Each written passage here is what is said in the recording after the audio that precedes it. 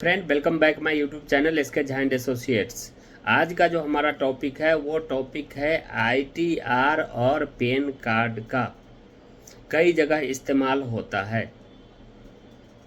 और क्या ITR file करना ज़रूरी है, पैन कार्ड बनवाना ज़रूरी है या नहीं, और किनको पैन कार्ड मैंडेटरी है।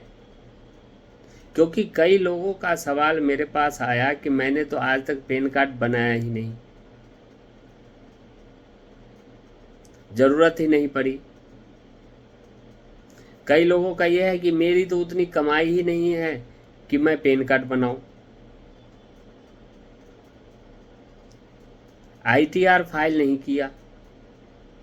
तो आज मैं इसी टॉपिक पे बात करूंगा और आपको बताऊंगा कि आईटीआर और पैन कार्ड का कई जगह इस्तेमाल होता है और वहाँ बहुत ही ये इम्पोर्टेंट होता है।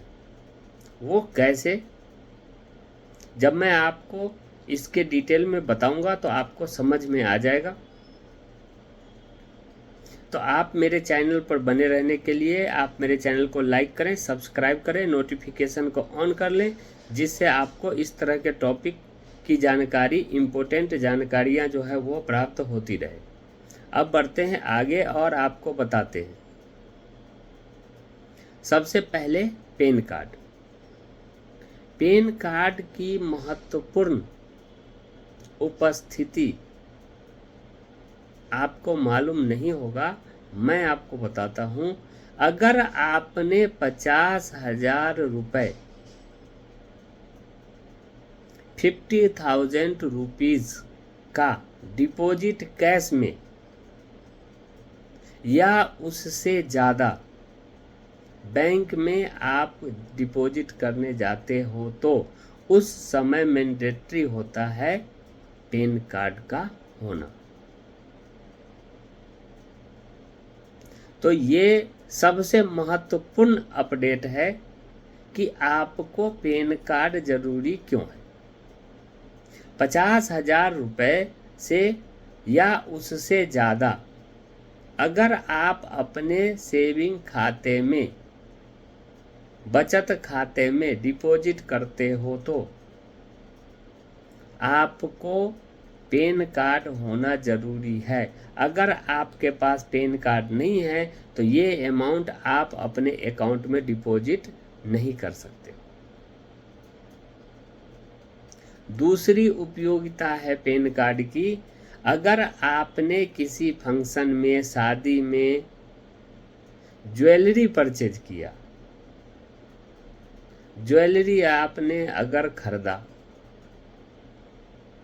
ज्वेलरी गोल्ड वाली, सोने का ज्वेलरी अगर आपने खरीदा जिसकी कीमत 2 लाख से ज़्यादा की है, तो आपको वहाँ पर पैन कार्ड दिखाने होंगे, पैन नंबर देने होंगे।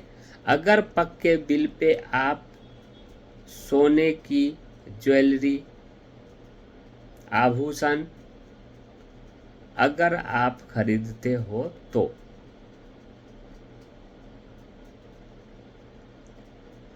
आगे आता है, अगर आपने कोई कार खरीदा, 4 व्हीलर,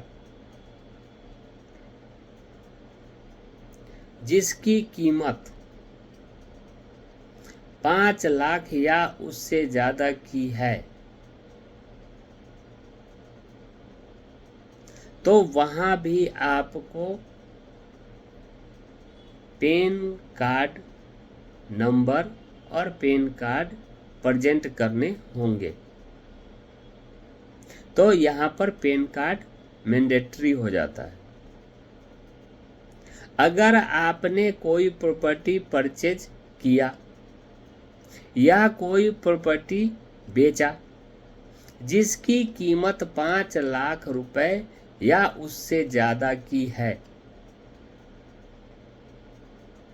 तो उस समय में भी आपको pan card number, pan card की डिटेल उसमें बताने होंगे, तभी आपका सेल डीड बनेगा।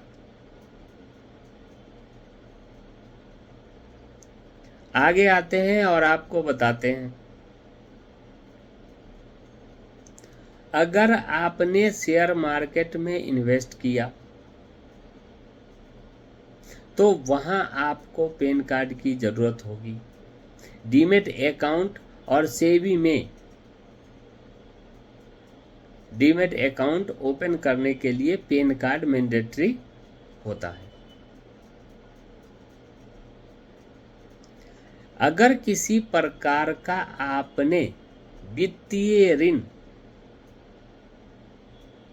यानी कि कोई लोन आपने लिया या लोन का आवेदन दिया, तो वहां पर भी पैन कार्ड की महत्वपूर्ण भूमिका है, क्योंकि जब तक आपके पास पैन कार्ड नहीं होगा, आपको ऋण यानी कि लोन प्राप्त नहीं होगा। फिर आते हैं, अगर आपने इंडिया से बाहर जाने हो तो वहां भी पैन कार्ड कंपलसरी है। वहां आपके पास पैन कार्ड होना जरूरी होता है, क्योंकि वहां अगर मान लिया कि आप इंडिया से बाहर जाते हो, फॉरेन करेंसी में अपने करेंसी भारतीय रुपए को एक्सचेंज करते हो, तो वहां भी पैन कार्ड मैंडेटरी होता है। ऐसा नहीं है कि आपने पैन कार्ड बनवाया तो आपको इनकम टैक्स रिटर्न फाइल करने मैंडेटरी है, ऐसा नहीं है। पैन कार्ड आप बनवा करके एज पर आईडी प्रूफ भी इस्तेमाल कर सकते हो। तो मैंने आपको अभी बता दिया कि पैन कार्ड की महत्वपूर्ण उपयोगिता, महत्वपूर्ण इस्तेमाल कहाँ कहाँ किया जा सकता है। बेसिकली मैंने आपको मेन पॉइंट बता दिया। जैसे आपने आधार कार्ड को यूज किया, वैसे ही पैन कार्ड को आप यूज कर सकते हो, और पैन कार्ड आइडेंटिटी प्रूफ में वैलिड है।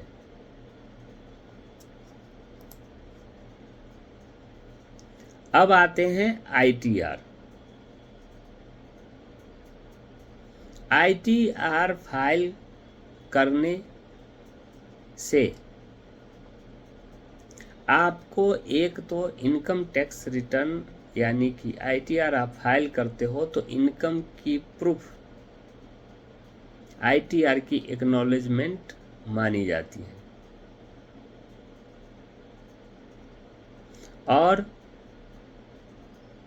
आईटीआर आपके पास होगा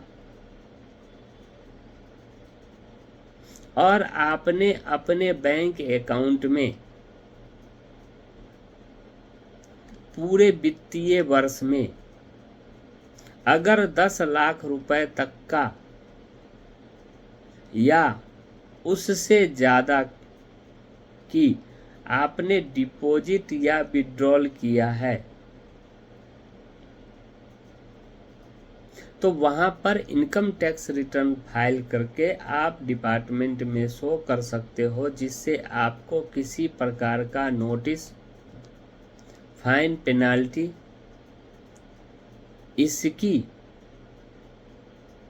डर समाप्त हो जाएगी, क्योंकि आपने पहले ही रिटर्न फाइल करके डिक्लेयर कर दिया है।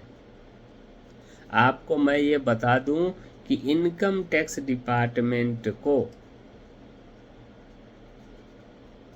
जब आप अपने सेविंग खाते में 10 लाख या 10 लाख से ज़्यादा का ट्रांजैक्शन करते हो, तो आपके बैंक से ऑटोमेटिकली इनकम टैक्स डिपार्टमेंट को इन्फॉर्मेशन पहुंच जाती है with in the financial year मतलब आप वित्तीय वर्ष के जो हमारा समय है 1 अप्रैल किसी भी ईयर की और लास्ट 31 मार्च, ये जो हमारा पीरियड होता है, उस पीरियड में आपने जो वित्तीय वर्ष, इसी को कहते हैं, इस वित्तीय वर्ष में आपने जो ट्रांजैक्शन किया है उसकी डिटेल अगर आपने अपने बैंक के खाते में 10 लाख या उससे ज़्यादा का ट्रांजैक्शन किया है तो बैंक के पास इनकम टैक्स का सर्कुलर होता है। इनकम टैक्स में बैंक को ये इन्फॉर्मेशन देनी होती है और उस इन्फॉर्मेशन को बैंक जब इनकम टैक्स डिपार्टमेंट को भेज देती है तो भेजने के बाद इनकम टैक्स डिपार्टमेंट आपके पास नोटिस भेज देता है और कहता है कि आपने इस वित्तीय वर्ष में ये ट्रांजैक्शन किया है, आप इसका डिटेल मुझे बताओ। अगर आप उसका रिस्पॉन्स नहीं देते हो तो आपके ऊपर इनकम टैक्स डिपार्टमेंट 20%, 30% के स्लैब के अकॉर्डिंग पेनल्टी, फाइन, इंटरेस्ट वगैरह अप्लीकेबल कर देगा। तो इससे आपको बचने के लिए अगर इनकम टैक्स रिटर्न आप फाइल कर देते हैं, वहाँ पर आप ये डिक्लेयर कर देते हैं, वहाँ पर आप शो करते हैं कि आपके बैंक में ये ट्रांजैक्शन हुआ है, ये आपका टर्नओवर है, तो वहाँ पर ये परेशानी से आप बच सकते हो। दूसरी बात, अगर आपने सेम जैसे मैंने पैन कार्ड में बताया, पैन कार्ड बनवाते हो तो लोन के लिए ज़रूरत होता है, वैसे ही इनकम टैक्स रिटर्न फाइल करने पे आपको income tax return income proof में बैंक एक्सेप्ट करता है और आपके उसी इनकम टैक्स रिटर्न को आधार मान करके, आधार मतलब आधार कार्ड नहीं, आधार मतलब उसको एक्सेप्ट करता है और उसको समझता है बैंक की ये इनकी इनकम है वित्तीय वर्ष में, और उसी को ग्राउंड बनाते हुए आपको कोई ऋण यानी कि लोन सैंक्शन करता है। अब पहले तो ये हो रहा था, मतलब आज से 4-5 साल पहले, कि आप लेट फी पे करके इनकम टैक्स रिटर्न बैकडेट का भी आप फाइल कर सकते थे, लेकिन अब वो कहानी नहीं है। तो अगर आपने टाइम टू टाइम अपना इनकम टैक्स रिटर्न फाइल किया है तो 2 साल या 3 साल की इनकम टैक्स रिटर्न किसी भी बैंक में आप प्रेजेंट करते हो और अपना डिटेल देते हो, उसके अगेंस्ट में बैंक आपको ऋण, चाहे वो व्यवसायिक हो यानी कि बिजनेस लोन हो, पर्सनल लोन हो, कार लोन हो, क्योंकि आप कार भी परचेज करने जाओगे तो वहाँ भी इनकम प्रूफ में इनकम टैक्स रिटर्न मैंडेटरी होगा, वो आपको वहाँ दिखाने होंगे। सेम अगर आपने शेयर मार्केट में इन्वेस्ट किया है, आपने शेयर परचेज किया है, तो वहाँ पर आप जब उस शेयर को सेल करोगे तो आपका टीडीएस काटा जाएगा, जो आपके इनकम टैक्स डिपार्टमेंट में उसकी इन्फॉर्मेशन पहुँच जाती है। तो वहाँ भी आपको आईटीआर फाइल करके ये दिखाने होते हैं, और अगर टीडीएस एक्स्ट्रा कटा हुआ है, डिपार्टमेंट ने आपका काट लिया है, तो वो आप टीडीएस क्लेम करके रिफंड ले सकते हो विथ इंटरेस्ट। डिपार्टमेंट आपको वो अमाउंट रिटर्न करेगा।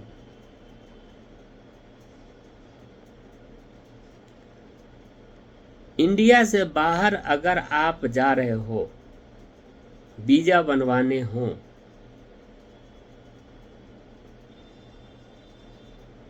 तो वहाँ भी आपको इनकम टैक्स की जो ITR की जो रिटर्न है वो बेनिफिशियल होता है। जैसे बिजनेस वीज़ा बनवा लो आप, तो वहाँ आपको इनकम टैक्स रिटर्न की ज़रूरत होगी। तो इनकम टैक्स रिटर्न, हाँ, ये मैं नहीं कहूँगा कि सभी लोग को फाइल ही कर लेने चाहिए। हाँ, लेकिन अगर आपकी ट्रांजैक्शन 10 लाख या उससे ज़्यादा की है ईयरली, तो इनकम टैक्स रिटर्न फाइल करने में कोई परेशानी नहीं होना चाहिए। ये बेनिफिशियल ही है, बेनिफिट ही आपको देगा, क्योंकि ये इनकम टैक्स रिटर्न जो हमारा है ITR, वो आपको एक एविडेंस प्रोवाइड करता है कि इनकी इनकम ये है। तो मैंने आपको बता दिया कि पैन कार्ड की उपयोगिता कहाँ है, ITR की उपयोगिता कहाँ है और कहाँ कहाँ इसको यूटिलाइज करते हैं। और मैं तो कहूँगा कि पैन कार्ड तो कम से कम सभी लोगों को बनवा लेने चाहिए,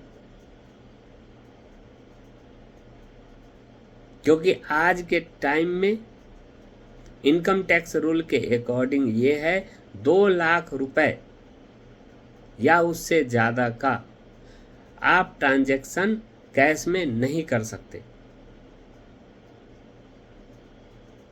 अगर आप कहीं कर रहे हो तो बैंक से करोगे, और बैंक में करोगे, बैंक में आपने डिपॉजिट करना है पैसे 50,000 से ज़्यादा, पैन कार्ड होगा नहीं, डिपॉजिट होगा नहीं वन टाइम। तो इस तरह के वित्तीय परेशानी को दूर करने के लिए, और जो डिफरेंट टाइप ऑफ रिक्वायरमेंट हमारी है पैन कार्ड और ITR के लिए, तो इसको फुलफिल कर लेने चाहिए आदमी को। क्योंकि ये इनकम टैक्स रिटर्न आप ITR फाइल करो ना करो डजेंट मैटर, क्योंकि वो अलग मूड है जो ट्रांजैक्शन की। लेकिन पैन कार्ड मैंडेटरी है, ये सबको बना लेने चाहिए। इससे एक तो आपको आइडेंटिटी प्रूफ भी हो गया, और साथ में अगर कैश डिपॉजिट करने हो, कार परचेज करने हो, या गोल्ड परचेज करने हो, प्रॉपर्टी सेल करने हो, प्रॉपर्टी परचेज करने हो, डीमेट अकाउंट खोलने हो, शेयर मार्केट में इन्वेस्टमेंट करने हो, लोन के आवेदन करने हो, फॉरेन करेंसी को एक्सचेंज करने हो, ये सब सारी जगहों पर पैन कार्ड की उपयोगिता मानी जाती है, और वहाँ पर बहुत ही इम्पोर्टेंट है, वो आपके पास होने चाहिए। तो आज मैंने यही आपको बताया कि पैन कार्ड और ITR की उपयोगिता कहाँ कहाँ है और इसके क्या बेनिफिट है। तो इस तरह की जानकारी प्राप्त करने के लिए आप मेरे चैनल को लाइक करें, सब्सक्राइब करें, नोटिफिकेशन को ऑन करें, जिससे आपको अपडेट मिलती रहे। Okay, thank you.